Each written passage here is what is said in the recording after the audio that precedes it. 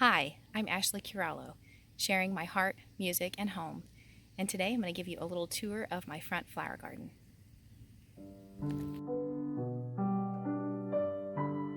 It is very bright out here in the South Carolina sun, so forgive me if I'm squinting a little bit. I thought it might be nice to just walk you through my garden. So much has changed, even in a relatively short amount of time. This year my goal has been to bring a little bit of structure to my garden. I still like that whimsical cottage look, but it was getting pretty gangly. So I had a dear friend who came over and helped me rip out so many plants that needed to come out of my garden in order to put back some more beautiful plants in my garden. So I hope you'll enjoy this little tour today. I am trying to be respectful of my family's privacy and also my neighbor's privacy, so I'm going to be careful what shots I show you. But we'll just start here at what I would consider the first part of the little path here.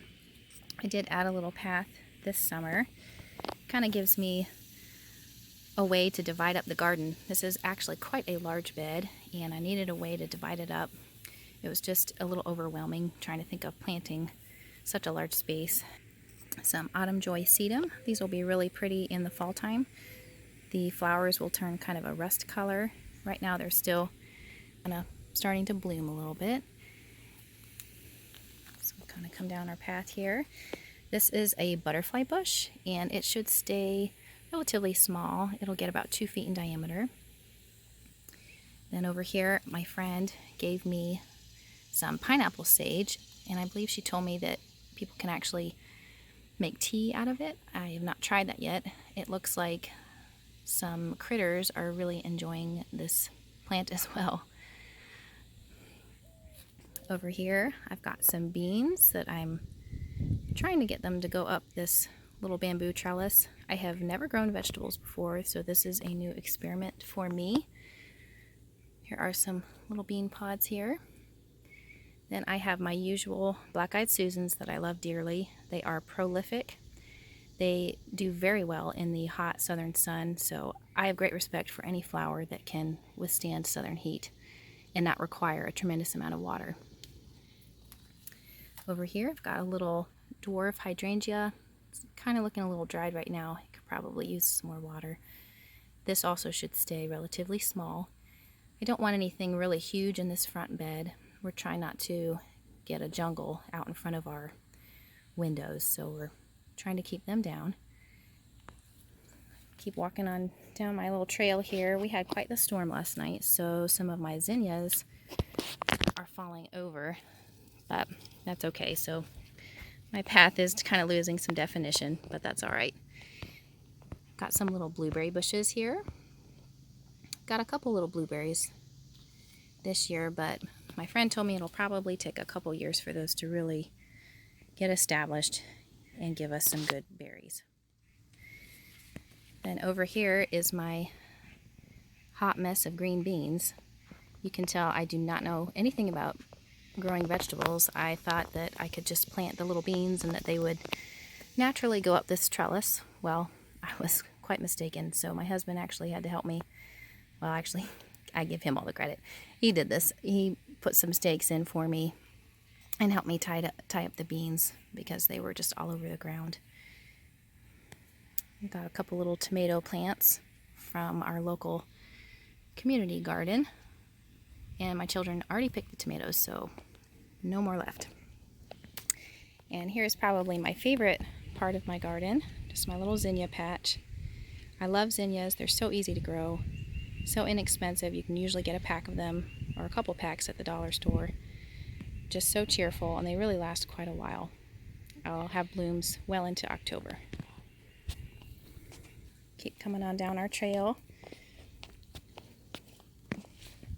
Here I have 3 different kinds of mint.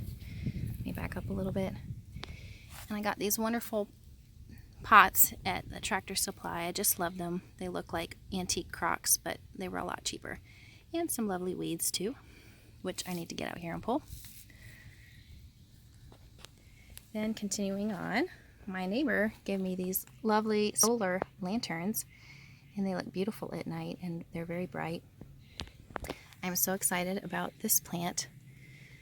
I kind of feel like Jack and the Beanstalk, but these are called purple hyacinth beans, and they have just exploded recently. They're doing so well, and relatively shortly I should have some beautiful purple pods show up, so I can't wait to see those. As I mentioned, we had a little storm last night, and my cosmos really laid down. They tend to get rather heavy anyway, and they tend to fall over, so it's not unusual to have to stake them up. So I just stuck a couple of hooks on either side and then strung them up. It's definitely not a professional job, just trying to get them up off the ground. But they usually bloom in probably closer to August. And then over here we have purple coneflower, one of my favorite plants. And I had intended to get a little seat to put under this wire frame, but I just have not found one yet. And it's a disaster of weeds. I've got to get out here and pull some weeds. All right, over here we've got some more black-eyed Susans and some more autumn Joy Sedum that will be quite lovely in the fall. One of my goals for my garden was to have something that's blooming from the spring really through the fall.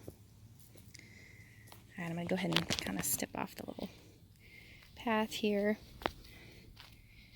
This little Japanese maple has really gone crazy and has gotten really tall, so we'll probably actually have to trim it a little bit. I'm excited about this little guy, this little juniper plant. This is not the kind of plant I would have gravitated towards, but my friend convinced me to get it, and I'm excited to have a little color in the winter. Here's another shot of my favorite flowers, the zinnias. And I'm going to take you across the sidewalk over to a complete disaster, complete jungle, which I am embarrassed about. But I want to show you these beautiful blueberry bushes that I got at the Tractor Supply, and I'm really excited to see them grow. I've got to get out here and clean up all this crabgrass that has grown in between these three blueberry bushes. I know you probably can hardly tell the difference between the crabgrass and the blueberry bushes, but just wanted to give you a shot of that and encourage you that even if your garden doesn't look perfect, it's okay. Just do what you can when you can. Thanks for joining me on my little summer garden tour.